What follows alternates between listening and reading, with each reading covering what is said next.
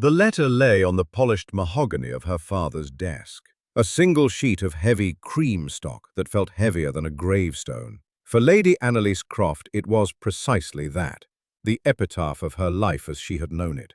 The solicitor, a man whose face seemed permanently etched with sympathetic sorrow, had already delivered the verbal blow. The Croft estate, Penhurst Park, was a hollow shell, mortgaged to the rafters and beyond.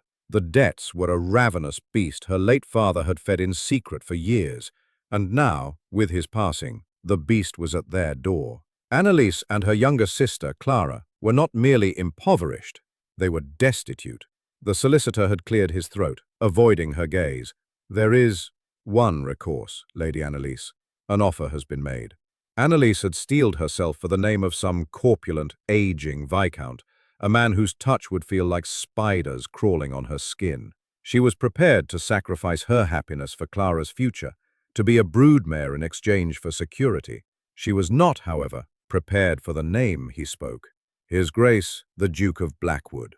The name fell into the silence of the room like a shard of ice. Duke Alastair Beaumont. The Black Duke, the gossips called him.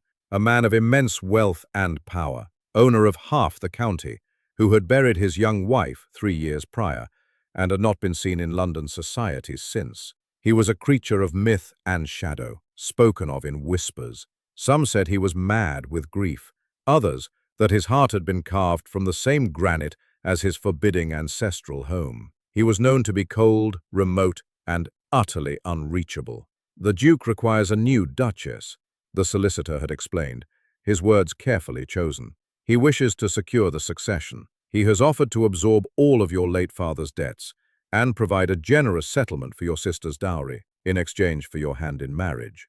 And now, the letter. It was not a proposal so much as a contract. Penned in a severe black script, it outlined the terms with chilling precision. There was no poetry, no sentiment. It was a transaction. He would save her family from ruin. She would provide him with an heir. The air in the study was thick with the scent of old leather for her sister's life. She picked up her father's pen, the nib scratching against the silence. Her own handwriting, usually so fluid and graceful, was tight and controlled as she penned her acceptance. She was not accepting a marriage. She was signing a treaty of surrender. The meeting to finalize the arrangements took place not in a drawing room over tea, but in the sterile, wood-paneled confines of the Duke's London solicitor. The room smelled of dust and law, a fitting atmosphere for the business at hand. Annalise wore her best morning dress, a simple grey silk that made her feel like a wraith.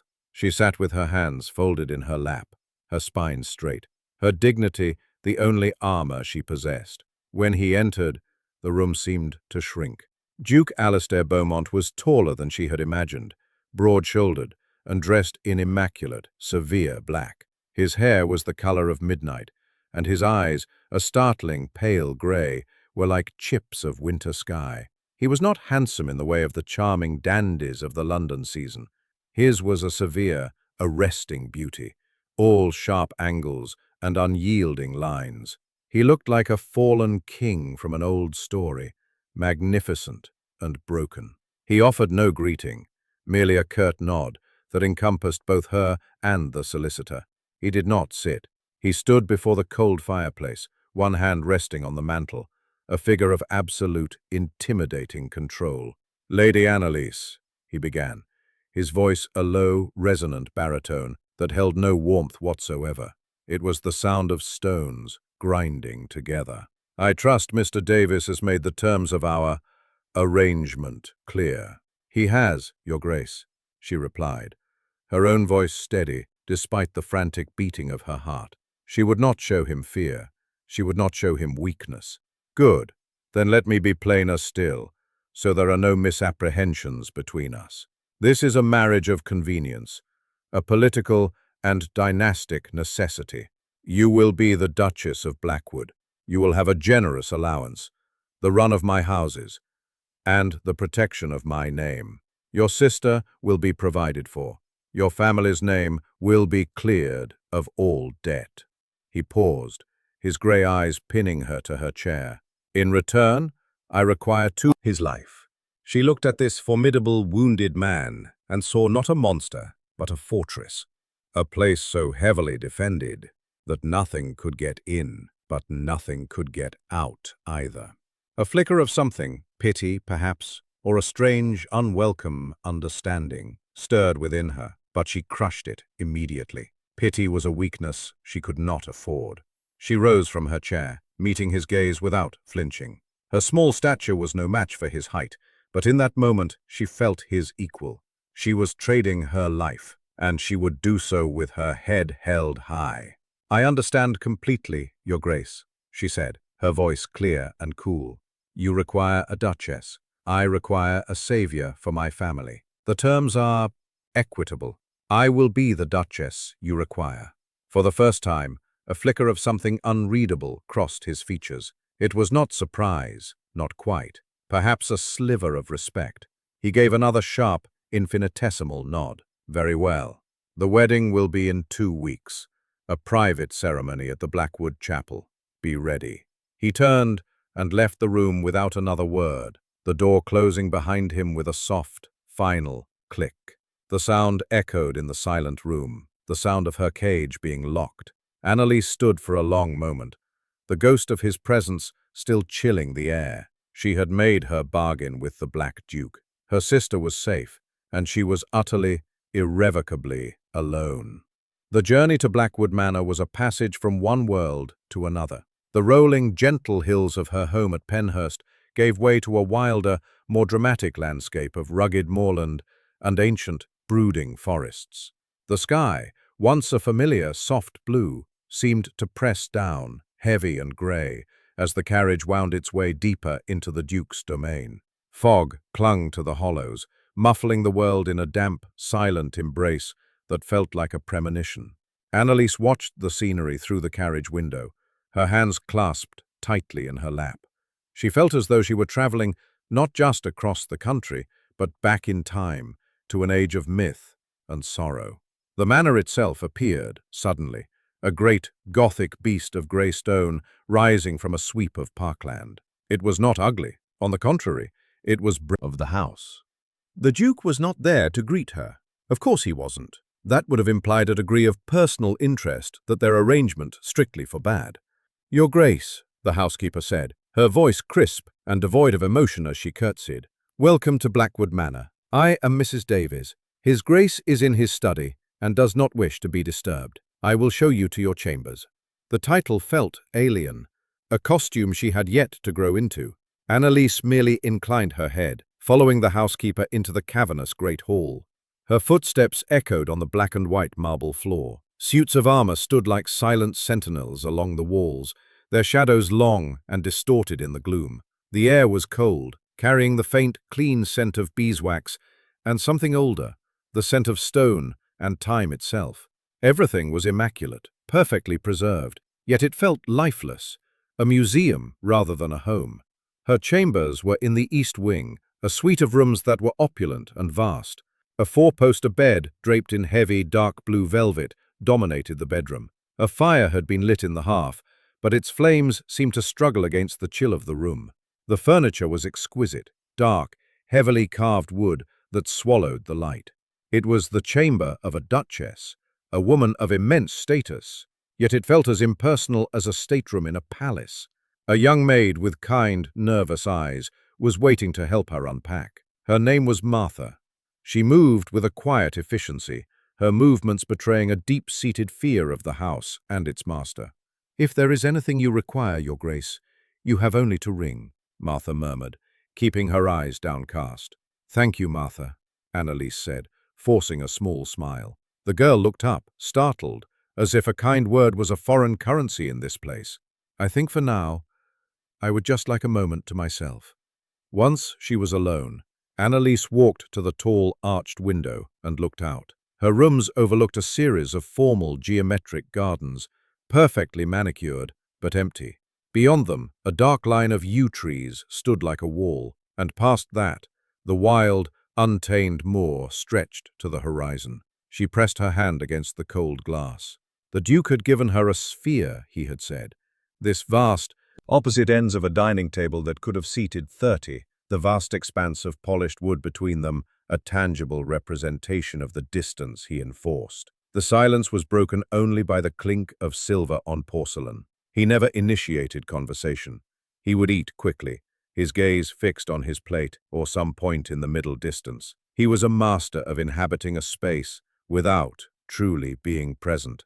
Annalise would watch him over the flickering candlelight, trying to decipher the man behind the mask. His face, in repose, was a study in sorrow.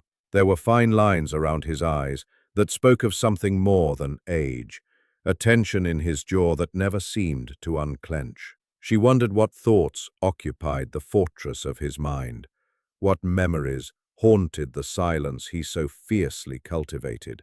She learned from Martha, in hushed whispers, that the west wing of the manor was kept locked. It had been the domain of the late Duchess, Isabella. No one had entered it since her death. It was a sealed tomb within the house, a place of grief so profound it had been physically cordoned off. The other resident of Blackwood Manor was even more elusive than the Duke. His daughter, Lady Alara, was a child of about 5 years, with her father's dark hair and a pale, serious face. Annalise saw her only in fleeting glimpses, a small figure disappearing down a corridor, a whisper of movement in the nursery wing. The child was as silent as the rest of the house. Her governess, a sour-faced woman named Miss Finch, seemed to keep her deliberately sequestered. Annalise tried once to approach her. She found Alara in the library, a vast, 2-story room lined with books from floor to ceiling. The little girl was not reading, but simply sitting on a stool, staring at the motes of dust dancing in a stray sunbeam. "Hello, Alara," Annalise said softly, her voice feeling like a sacrilege in the hallowed quiet. The child flinched, her eyes widening. She scrambled off the stool and, without a word, fled the room as if she had seen a ghost. Annalise was left standing alone, the space where the child had been seeming colder than before. This was the life she had accepted, a cold truce in a silent house, with a husband who was a stranger and a stepdaughter who was to break. She was not made for passivity. Her spirit, though bruised, was not broken. She needed a purpose, something to tend to, something that would allow her to feel the soil on her hands and the sun on her face, a reminder that life still existed beyond these cold stone walls. One grey afternoon, driven by a desperate need for air that didn't taste of dust and sorrow, she wrapped a shawl around her shoulders and ventured out into the grounds. She bypassed the severe, formal gardens with their rigid lines and joyless perfection. They felt like an extension of the house, of the Duke's rigid control. She followed a half-hidden path that wound its way behind the dark, foreboding wall of yew trees she had seen from her window. The path was overgrown, choked with weeds and creeping ivy. It led her to a high, crumbling brick wall, in which was set a heavy iron gate, rusted and bound shut with a thick, corroded chain. Curiosity, a feeling she hadn't experienced in weeks, stirred within her. Peering through the bars, she could see a wilderness within. It was not the ordered wildness of the moor, but the chaos of something once beautiful that had been utterly abandoned. She found the estate's head gardener, a gnarled old man named Mr. Thorne, his hands as weathered as the bark of an ancient oak. He was a man of few words, much like his master, but his eyes held a deep, quiet sadness. "The gate by the yew hedge, Mr. Thorne," she asked gently. "Where does it lead?" The old man stopped his work, wiping his brow with the back of his hand. He seemed reluctant to answer. "That's the old rose garden, Your Grace. Been locked up these 3 years now." "Why?" His gaze drifted towards the west wing of the manor. "It was her ladyship's garden, the first Duchess. It was her place. After she passed, His Grace gave the order. No one was to set foot in it again. The key is in his study, has been ever since. The first Duchess, Isabella, a woman whose presence was felt in every silence, every locked door.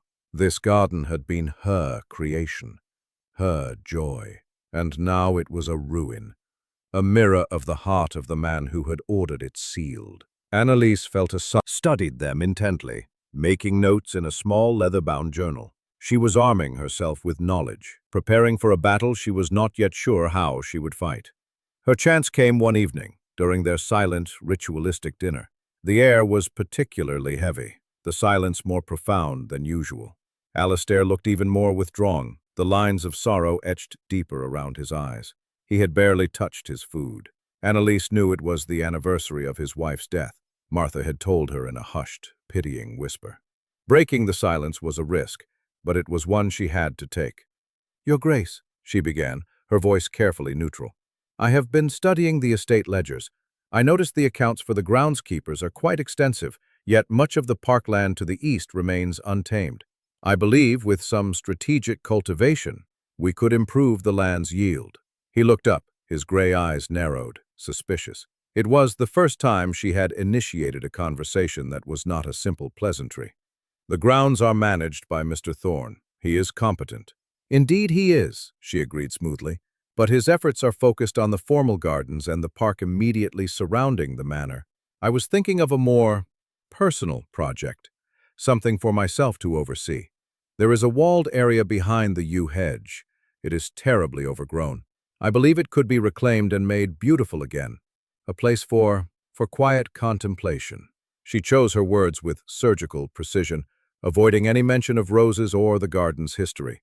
"It would require very little from the estate budget, mostly my own labor. I find I have a great deal of time on my hands." He stared at her for a long, unnerving moment. His gaze was so intense it felt as though he were trying to read the very thoughts in her head. She met his look with a calm, placid expression, her heart hammering against her ribs. She was asking for a piece of his history without acknowledging it, a subtle trespass. She expected a flat refusal, a cold reminder of their terms. Instead, after a silence that stretched for an eternity, he gave a single, curt nod. "As you wish," he said, his voice flat. "The management of the household and its immediate grounds are your purview as Duchess. Do what you will." He said nothing more, but the next morning stepping into a fairy tale gone wrong, a sleeping beauty's garden, cursed, not with sleep, but with decay. Once proud rose bushes, the finest breeds from across the continent she imagined, were now tangled, thorny skeletons, choked by weeds and strangled by ivy. The paths were invisible, buried under a thick mat of grass and moss. A stone bird bath was green with algae, and a marble bench was half swallowed by a briar patch. But, amidst the ruin, there was a ghost of its former glory. She could see the structure of it, the elegant design. She could imagine the air thick with the scent of 1,000 blossoms, the vibrant symphony of color. This had been a place of love and life, and Annalise would make it so again. She started small. Dressed in a sturdy old dress, her hands protected by thick gloves, she began the painstaking work of clearing the weeds from around the base of a single, promising-looking rosebush. The work was hard and monotonous. Her back ached, and her hands were scratched despite the gloves. But with every weed she pulled, she felt a sense of accomplishment, a small victory against the decay. She began to bring Elara with her. At first, the child would only stand at the entrance, a silent, watchful little shadow. Annalise didn't push her. She simply talked as she worked, narrating her actions, speaking to the plants, to the air, to the child. "This one, I think, is a damask rose," she would murmur, gently untangling a thorny cane. "They have the most beautiful scent. We need to give it room to breathe, you see? Just like people." Slowly, tentatively, Elara began to venture in. She would hand Annalise a trowel. She would help gather the pulled weeds into a pile. She did not speak, but her presence was a comfort. Annalise saw in the child a reflection of the garden, neglected, silent, but with the potential for so much life waiting to be coaxed out. One afternoon, as Annalise pruned a particularly stubborn thicket, Elara tugged on her sleeve. The little girl pointed to a small, almost completely buried stone marker at the edge of the garden. Annalise carefully cleared the moss and dirt away. It was a marker for a pet, a small dog named Pip, with the inscription, "A faithful friend." Below it, in a different, more roses, but to the roots of the sorrow that held this family captive. She didn't know if the Duke ever saw her from the windows of his study, but she didn't care. This was no longer about him. It was for the silent child, for the memory of the woman who had loved this place, and for her own desperate need to make something beautiful grow in the cold, hard ground of Blackwood Manor. The days bled into weeks, and the garden became Annalise's world. The rhythm of the work was a balm to her soul. The physical exertion cleared her mind, and the slow, visible progress was a satisfaction she had not known she was capable of feeling. The tangled wilderness began to recede, revealing the elegant bones of Isabella's design. Stone paths reappeared from beneath their shroud of moss. The marble bench was freed from its thorny prison, and the roses, once given air and light, began to show signs of life. Tiny, new green leaves unfurled on the gnarled, ancient canes, a fragile promise of what was to come. Ilara was her constant companion. The child's silence had begun to thaw, replaced by a trickle of words, then a stream of questions. She remembered where certain roses had been planted, what their colors were. "Maman said this one was the color of the sunset," she would whisper, pointing to a bush Annalise had just rescued from a choke of ivy. The garden was unlocking the child's memories, giving her a safe space to speak of the mother she had lost. Annalise, in turn, shared stories of her own childhood at Penhurst, of the gardens there, of her sister Clara. For the first time, she felt a flicker of home in the cold expanse of Blackwood. It wasn't in the grand, echoing rooms of the manor, but here, in this small, reclaimed patch of earth, with a silent child and the ghosts of forgotten flowers. She was still acutely aware of the Duke's presence, a brooding storm cloud on the horizon of her new life. She would feel his gaze on her from the tall window of his study, which overlooked the garden. He never approached, he never spoke of her work, but she knew he watched. His observation was a palpable thing, a weight in the air. She didn't know if he approved or disapproved, if he saw her efforts as a desecration or a tribute. His silence was a canvas onto which she could project any meaning she chose. And them. Annalise ran a hand over the cool leather of the book, her heart beating a little faster. It was not a gift of sentiment, she knew that. It was a practical, almost clinical offering. Her own gloves were worn, and this book was a tool. And yet it was more. It was an acknowledgement. It was a silent admission that he saw what she was doing, and on some level, he was not displeased. He had provided her with better tools for her task.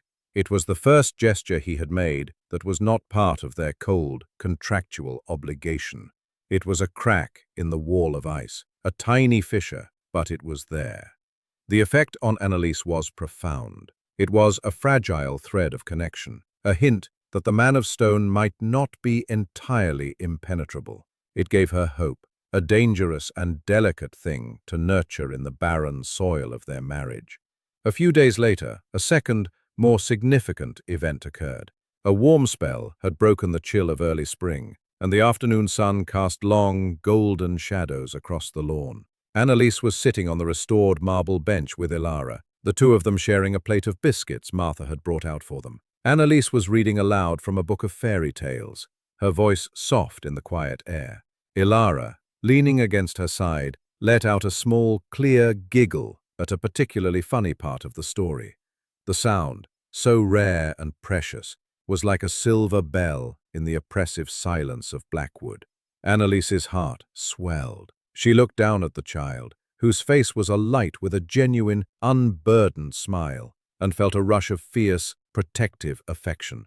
When she glanced up, she saw him. Alastair was standing on the terrace, not in his study window, but out in the open air. He was half hidden by a stone pillar, but she could see his face clearly. He was not looking at her, but at Ilara, and his expression was one of raw, unguarded astonishment. It was as if he was seeing the sun for the first time after a long, dark winter. The look held pain, yes, a deep and abiding sorrow, but it was mingled with something else, a flicker of wonder, of awe, at the sound of his daughter's laughter.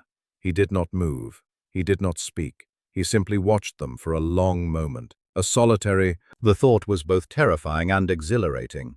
Her quiet initiative had yielded a response, however small. The cold truce was still in effect, but the terms of engagement felt indefinably, irrevocably altered.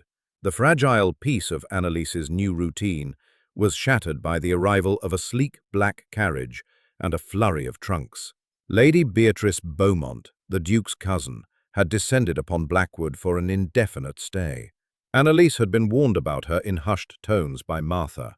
Beatrice had been a close friend and confidant of the late Duchess Isabella, and had spent a great deal of time at the manor before her death. She had, according to the staff's gossip, expected to be the one Alistair would turn to in his grief, perhaps even to become the next Duchess herself. Annalise's appointment had clearly been an unwelcome surprise. Beatrice was a handsome woman in her late 20s, with sharp, intelligent eyes and a smile that never quite reached them. She dressed in the height of fashion, a splash of vibrant, sophisticated color against the somber backdrop of Blackwood. From the moment she stepped out of her carriage, she surveyed the manor not as a guest, but as a queen surveying a temporarily usurped throne. Her greeting to Annalise was a masterpiece of condescending sweetness. "My dear, you must be Annalise," she said, her voice like honey laced with arsenic, as she offered a limp, cool hand. "Alistair has been so very remiss in his correspondence. I had to come and see for myself the woman who has taken on such a challenging role." Her eyes swept over Annalise's simple day dress with a flicker of disdain. At dinner that evening, Beatrice dominated the conversation, filling the cavernous silence with lively, cutting anecdotes about London society. She spoke with an easy familiarity to Alistair, referencing shared memories and inside jokes, effectively rendering Annalise invisible. Alistair, to Annalise's dismay, seemed to retreat even further into himself, responding to his cousin's chatter with monosyllabic grunts, yet allowing her to hold the floor. Annalise felt like an intruder at her own table. Beatrice's true target, however, was not just Annalise, but the fragile bond she had forged with Ilara. Mother's memory, implicitly casting Annalise as an unwelcome replacement. Annalise watched with a growing sense of dread as Ilara began to withdraw again, the light in her eyes dimming. The child would grow quiet and tense whenever Beatrice entered a room, her small hand ceasing its work in the garden to clutch at Annalise's skirt. The garden became Beatrice's primary point of attack. She came upon Annalise and Ilara there one afternoon, a silk parasol held aloft against the sun. She surveyed the restored paths and the budding rose bushes with a look of profound disapproval. "Good heavens!" she exclaimed, her voice carrying across the quiet space. "What have you done to this place? It's hardly recognizable." She turned to Ilara, her expression one of deep pity. "Your maman's beautiful, wild sanctuary, darling, all tamed and tidied. It's such a shame. She loved the romantic chaos of it all." Annalise felt a flash of hot anger. Beatrice was deliberately misrepresenting the past. The garden hadn't been a wild sanctuary. It had been a rotting, thorny grave. She was twisting a memory to wound both Annalise and the child. "I believe the Duchess Isabella preferred her roses without strangling weeds," Annalise said, her voice dangerously quiet, "and her paths to be walkable." Beatrice gave a tinkling, false laugh. "Oh, my dear, you are so very practical. Isabella was a creature of passion, of spirit, not horticulture."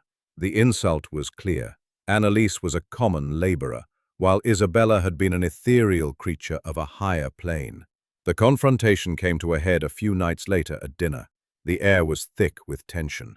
Beatrice had spent the entire day with Ilara, filling her head with stories, and the child had been sullen and silent with Annalise ever since. "Alistair, darling," Beatrice began, tapping a wineglass with her fingernail for attention. "I do hope you don't mind my saying so, but I am growing rather concerned about the atmosphere here at Blackwood. The new Duchess, for all her good intentions, seems to be trying to scrub away every last trace of our dearest Isabella." Alistair's head came up slowly. His grey eyes, which had been fixed on his plate, moved to him, erasing it. "I am rescuing what she created from rot and decay. I am giving her roses a chance to bloom again. And I am giving Ilara a place where she can feel close to her mother's spirit. not a place that frightens her with its neglect. "How dare you presume to know what Isabella would have wanted?"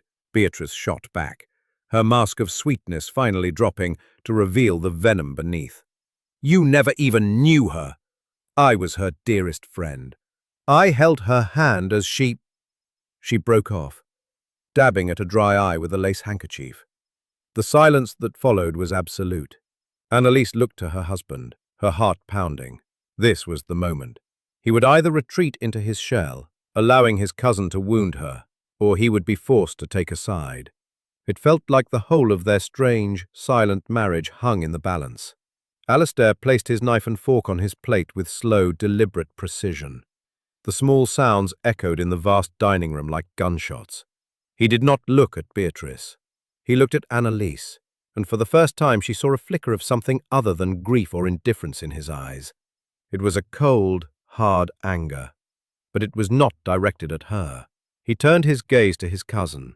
"The management of this house and its grounds is the Duchess's domain," he said, his voice quiet, but carrying the unmistakable weight of command. "Her decisions in these matters are final. The garden is her project. You will not interfere with it again. Nor will you use my late wife's memory as a weapon in this house. Is that understood?" Beatrice's jaw dropped. A flush of angry color stained her cheeks. She had expected him to side with her, the keeper of his past. She had miscalculated. "Alistair, I was only thinking of you, of Ilara." "I am capable of thinking for myself," he replied, his tone leaving no room for argument. "Annalise is the Duchess of Blackwood now. She will be accorded the respect that title commands. This discussion is over." He rose from the table, threw his napkin down and strode from the room without a backward glance. Annalise sat in stunned silence, her gaze locked with Beatrice's furious, hateful stare. He had defended her. He had not done it with warmth, overt, devolving into petty slights and sour looks, which Annalisa found she could easily ignore. The Duke's public defense had granted her an authority she hadn't previously possessed, both with his cousin and with the staff, who now looked at her with a newfound respect. The alliance forged at the dinner table, though unspoken, held firm. Alistair remained distant, but there was a change in his observation of her. The suspicion in his gaze was gone, replaced by something more akin to a quiet, watchful curiosity. Annalisa poured her energy back into the garden, which was now bursting into life under her care. The first roses began to bloom, tight buds of crimson and blush pink, unfurling their petals to the spring sun. The scent, sweet and intoxicating, began to drift on the breeze, a fragrant defiance of the sorrow that had clung to the estate for so long. Ilara, freed from Beatrice's oppressive influence, blossomed alongside the flowers. Her laughter became a more frequent sound in the garden, and she would chatter away to Annalisa as they worked. Her stories of her maman now filled with happy memories instead of Beatrice's sorrowful refrains. But the fragile peace was destined to be short-lived. A late spring storm rolled in off the moors, bringing with it days of lashing rain and a penetrating, unnatural chill. The world outside the manor's thick stone walls became a grey, weeping blur. Confined indoors, a sense of foreboding seemed to seep into the very foundations of the house. It began with Ilara. The child, who had been so vibrant, grew listless. A flush appeared on her cheeks that had nothing to do with the warmth of the sun. By evening, she was feverish, her small body trembling with chills under a mountain of blankets. Annalisa sent for the doctor immediately, but the storm had turned the roads into impassable rivers of mud. He would not be able to reach them until morning, if he could get through at all. Panic, cold and sharp, tried to grip Annalisa, but she pushed it down, her mind focusing on the practical. She had learned a great deal about herbs and remedies from her own mother. She would not be helpless. She sent Martha for cool water, lavender, and chamomile. She sat by Ilara's bedside, bathing her forehead with a soft cloth, her touch gentle, her voice a low, soothe. Old and new, the memory of one loss was fueling the terror of another.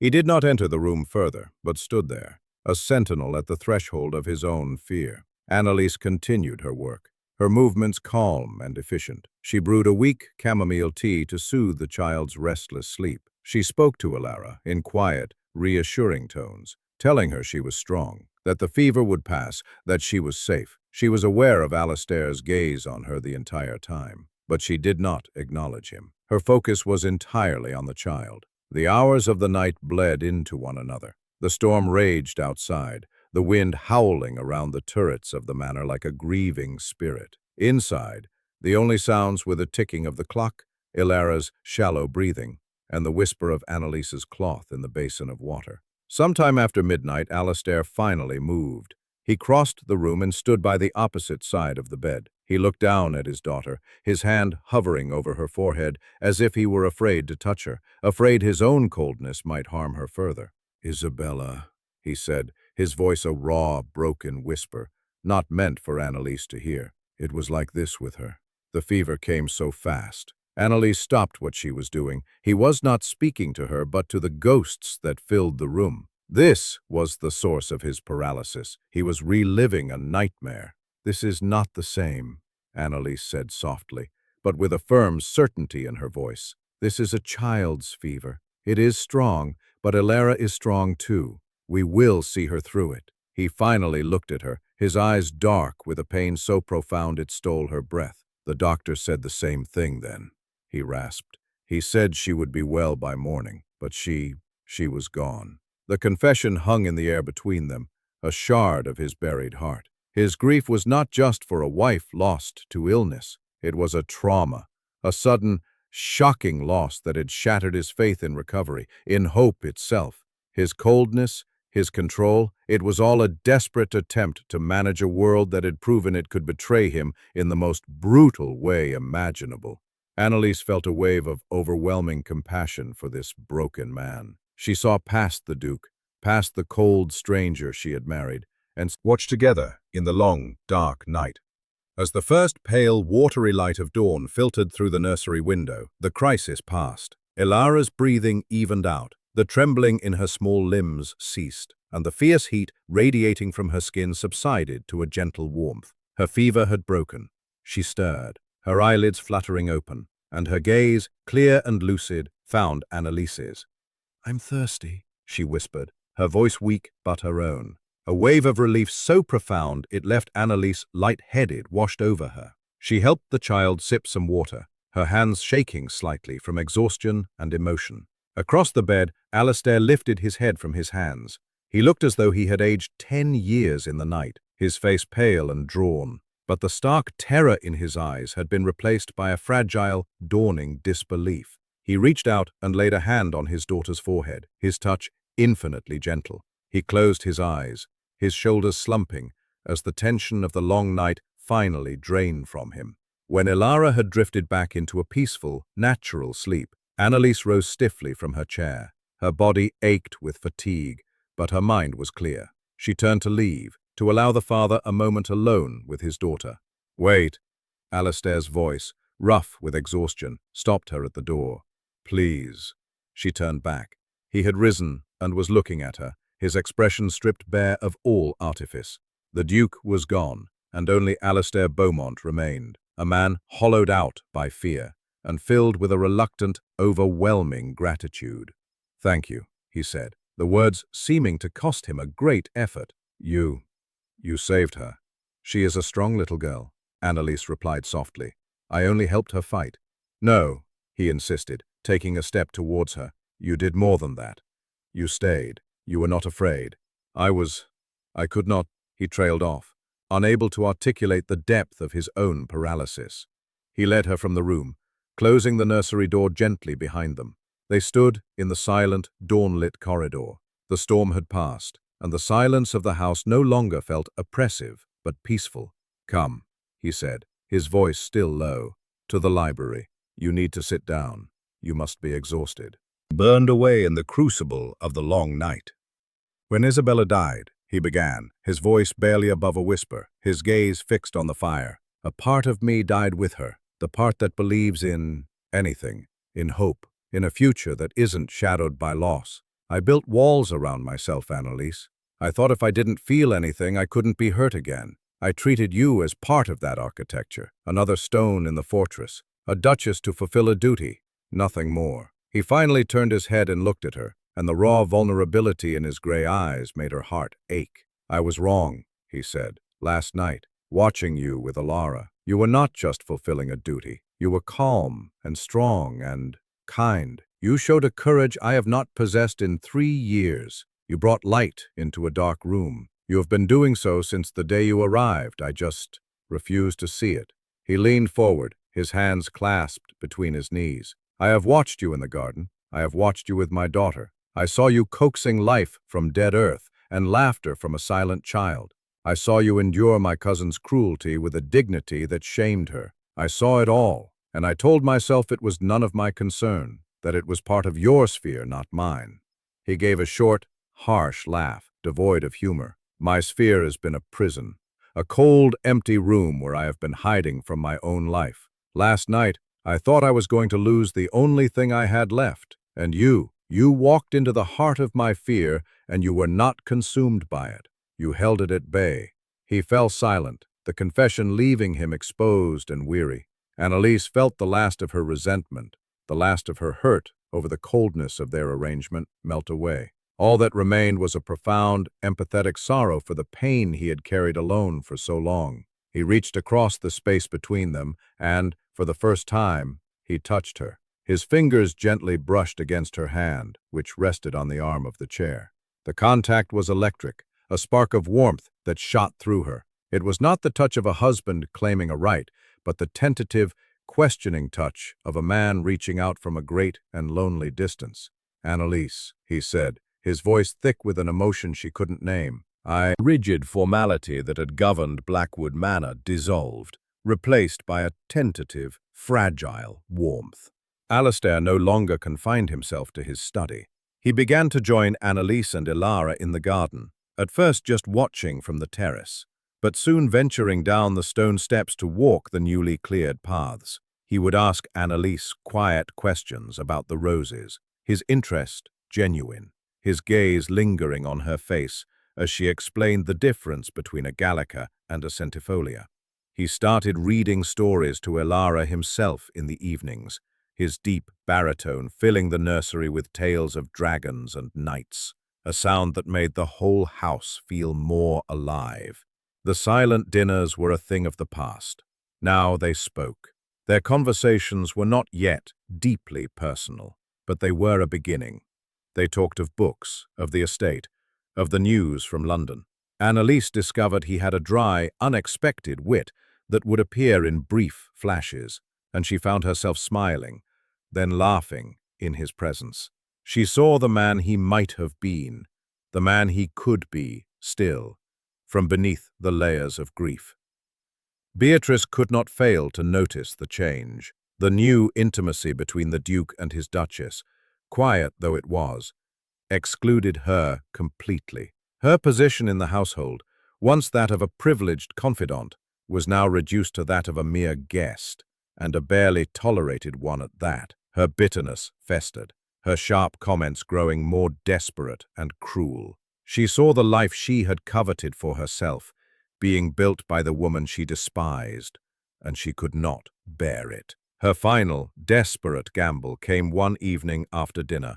Alara had been put to bed, and Annalise and Alistair were sitting in the library, a comfortable silence between them as they read by the fire. Beatrice swept into the room, her face pale with fury, a letter clutched in her hand. "Alistair, I can stay silent no longer," she announced, her voice trembling with manufactured outrage. "For the sake of your name, for the memory of my dearest Isabella, this charade must end." Alistair looked up from his book, his expression weary.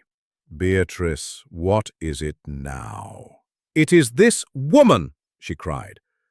"Act. You have forgotten your true duty, your true love. Isabella lived for you, for your approval. She would have done anything to please you. And you shut her out, then just as you are shutting me out now. You are letting this woman poison her memory, poison everything." Then the mention of Isabella, the accusation that he had shut his first wife out, struck a nerve deep within Alistair. The anger on his face was replaced by a look of profound, gut-wrenching pain. He sank back into his chair, his head in his hands. Annalise's heart broke for him. She went to him, kneeling by his chair and placing a hand on his arm. "Alistair, do not listen to her." He looked up at her, his eyes filled with a terrible, ancient guilt. "But she is right," he whispered, his voice cracking. "About Isabella. I did shut her out. I failed her." It was then, in the face of Beatrice's final, venomous attack, that the last wall around his heart crumbled, and the full, terrible truth of his past came pouring out. "Isabella did not die of a fever, Annalise," he said, his voice hollowed out by the confession. "That was the story we told the world, the story I told myself until I could almost believe it." He took a ragged breath. "She took her own life." The words fell into the stunned silence of the room. Annalise stared at him, her mind reeling. Beatrice, for her part, looked triumphant, as if this confession was a victory. "She was so fragile," Alistair continued, his gaze lost in the past, "so desperate for affection. I was consumed with the estate, with my duties. I thought providing her with every luxury was the same as loving her. I was reserved, distant. I did not know how to give her the warmth she craved. And Beatrice..." He finally looked at his cousin, and his eyes were filled with a dawning, terrible understanding. Beatrice was always there, her dearest friend, whispering in her ear. He rose to his feet and turned on Beatrice, his voice dropping to a terrifying whisper. "You told her I was displeased with her, didn't you? You told her the whispers from London said she was not a good enough duchess. You told her I was entertaining other women on my trips to the city. You fostered every insecurity." Settled over Annalise. Beatrice's cruelty was not a recent development. It was a long, patient, murderous campaign. Alistair's grief was not just sorrow, it was a chasm of guilt for not seeing, for not protecting his wife from the viper he had allowed into their home. His coldness had been a penance, a self-imposed exile for a crime he felt he had enabled. "Get out," Alistair said, his voice chillingly calm. "Get out of my house. Now. If you are not gone by morning, I will personally see to it that your reputation is destroyed in every drawing room from here to London. I will tell the world what you did. I will show them the note." Beatrice stared at him, her face a mask of hate and disbelief. She opened her mouth to speak, but no words came. With a strangled sob of pure rage, she turned and fled the room. The sound of her footsteps faded, leaving an aching silence in their wake. Alistair stood, trembling, in the center of the room, the confession having ripped him open. Annalise rose and went to him, taking his hands in hers. They were ice cold. "It was not your fault, Alistair," she said, her voice fierce with conviction. "You were grieving. You were blind to her machinations, but you were not the cause." He looked down at her, his grey eyes swimming with unshed tears. "I let this happen. My name, my duty, it was all that mattered. I entered into a marriage of convenience with her, and then with you. I told myself it was just politics, a duty to the title." He lifted a hand and gently cupped her face, his thumb stroking her cheek. His touch was no longer hesitant, but filled with a desperate, tender certainty. "This match was politics," he said, his voice thick with emotion, as he repeated the cold, hard words he had once used. "It was an arrangement to secure my line." He paused, his gaze searching hers, holding her, pleading with her to understand. "But it is no longer. Staying with you, building a life with you, hoping that one day you might care for me. That is not politics. It is not duty." He stood tall, a man finally freeing himself from the ghosts of his past, a man choosing his future. Its also was now filled with the drowsy hum of bees and the bright, clear sound of Alara's laughter as she chased a butterfly down a gravel path. Blackwood Manor was no longer a fortress of grief, but a home filled with light and warmth. Annalise sat on the marble bench, a book resting unread in her lap, her hand resting on the gentle swell of her belly. She watched her family, her heart so full she felt it might burst. Ilara, her dark hair flying, was no longer a pale, silent shadow, but a vibrant, happy child. And Alistair, her Alistair, was kneeling on the grass, showing his daughter a ladybug crawling on his finger. He looked up and caught her eye, and the smile he gave her was open and free, reaching all the way to his pale gray eyes, crinkling their corners. The haunted, broken man she had met in a solicitor's office was gone.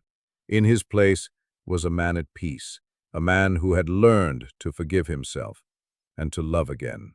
He had chosen her, and every day since he had continued to choose her, with small kindnesses, shared laughter, and a deep, quiet devotion that was more precious to her than any jewel.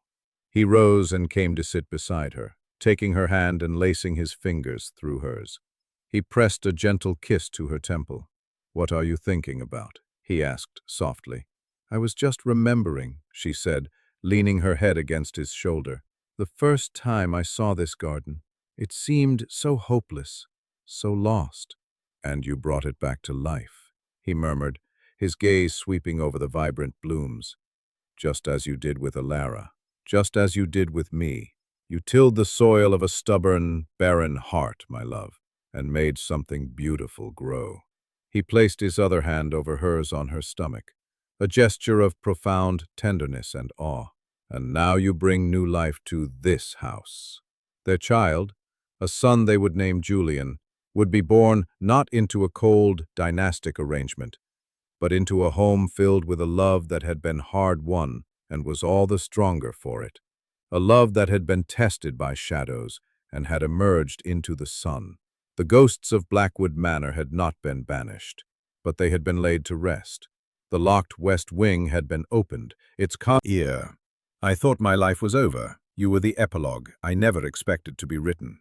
"And you," she replied, turning in his arms to face him, "are the story I never knew I was searching for." He smiled and kissed her, a slow, deep kiss, filled with the comfortable certainty of a shared future. The arrangement had been a beginning, born of desperation and duty, but their choice, made in the ashes of a painful revelation, had been the true foundation of their life.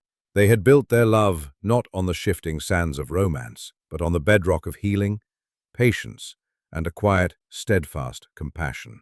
And here, in the heart of Blackwood, in a garden reborn, their love was in full and glorious bloom. Dear listener, isn't it a curious thing how we sometimes mistake a fortress for a barren wasteland? We look upon a person who is closed off, remote and guarded, and we see only coldness. We see a lack of feeling, a deliberate distance, and we assume there is nothing of value within.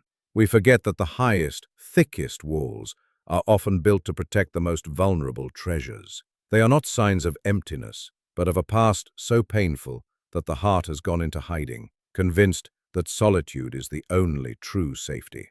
The story of Annalise and Alistair is a quiet reminder of the profound power of patient compassion. Annalise did not arrive at Blackwood with a battering ram, demanding entry into the Duke's locked-away heart. She did not try to force a connection or demand a love she was not offered. Instead, she simply began to tend the garden. She brought her quiet, steady care to the things that had been neglected, to the forgotten roses, to a silent child, and ultimately to the man who watched her from the window. She saw the ruin, yes, but she also saw the ghost of its former beauty, the potential for what it could become again. She understood that you cannot command a flower to bloom. You can only provide it with the right conditions: sunlight, water, and the patient removal of the weeds that choke it. How often in our own lives do we turn away from the difficult people, the ones who seem too prickly, too distant, too much work? We want our connections to be easy, our love to be effortless, but the most rewarding relationships are often the ones we cultivate, the ones that merely fallow ground, waiting for a gentle hand. His final, powerful declaration, "It's also my choice," is the heart of it all. Love that is freely chosen, especially after a period of obligation and duty, holds a special kind of strength. It is a conscious, deliberate turning towards the light. So, perhaps the next time you encounter a locked gate or a neglected garden in someone's soul, you might pause. You might remember that healing is not an event, but a process, as slow and steady as a changing season. And that sometimes the greatest love story isn't about the grand, passionate declaration, but about the quiet, daily act of tending to another's world and patiently waiting for the roses to bloom. Thank you for listening. If this story resonated with you, please consider liking, subscribing, and sharing it with someone who might need a reminder that even the most barren ground can be brought back to life with a little bit of patience and a whole lot of heart.